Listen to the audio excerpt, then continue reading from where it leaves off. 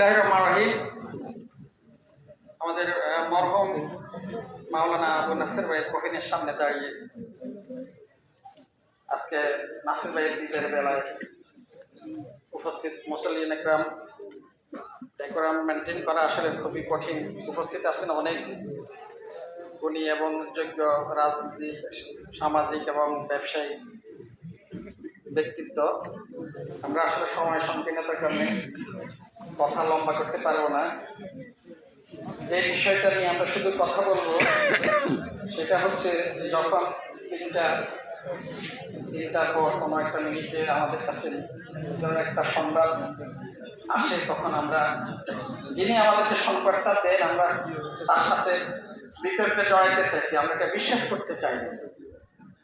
কারণ আমাদের প্রত্যাশার মধ্যেই ছিল না এটা। আমরা তো মাত্র শুরু করেছি। সামাজিক, ধর্মীয় এবং বিভিন্ন আচার অনুষ্ঠান নাসির ভাইকে আমরা সহযোগী মনে করে আগামী দিনের অত্র এলাকারও কোনো না কোনো ক্ষেত্রে কান্ডারি মনে করে আমরা যেটা শুরু করতে চেয়েছি, আজকে দুপুরে এটা থেমে যাবে এটা আমাদের প্রত্যাশার মধ্যে ছিল না।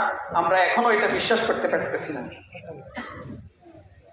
আমরা আসলে যতদিন চলেছি ওনার সাথে এতটা বছর, রাজনৈতিক আমাদের মতভেদ থাকবে, রাজনৈতিক আমাদের ভাগ থাকবে, বিভিন্ন দল থাকবে, ভিন্ন মত থাকবে, কিন্তু আমরা সমাজে সবসময় এত সুন্দরভাবে আমরা প্রত্যেকটা সমাজের যে কোনো সুবিধা অসুবিধা, সালিশ দরবার বলি, আমরা আচার অনুষ্ঠান বলি, সামাজিক কার্যক্রম বলি, আমরা এত সুন্দরভাবে ওনার সাথে পরামর্শ করে কোনো রকম দ্বিধাদ্বন্দ্বের সকল দ্বিধাদ্বন্দ্বের উঠতে থেকে আমরা সমাধান করি।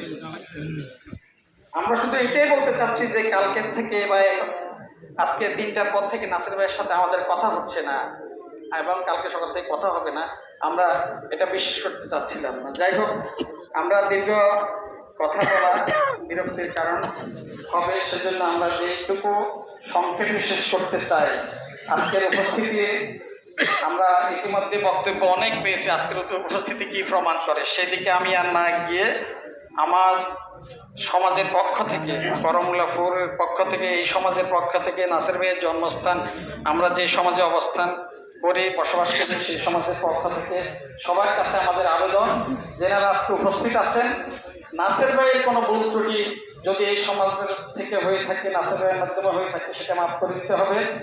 আর আমরা সবার কাছে নাসির ভাইয়ের জন্য দোয়া চাই, সবাই আমাদের জন্য দোয়া করেন। নাসির ভাই যেভাবে আমাদের কাউকে কোনো রকম কষ্ট না দিয়ে আল্লাহ আরো চলে গেছেন, আল্লাহ নিয়ে গেছেন, ওনাকে যেন আল্লাহ সেভাবেই সর্বশ্রেষ্ঠ স্থানে স্থান দেয়, এটা আপনাদের সবার কাছে আবেদন করে আমার কথা শেষ করলাম। আসসালামু আলাইকুম রহমতুল্লাহ। সম্মানিত উপস্থিতি।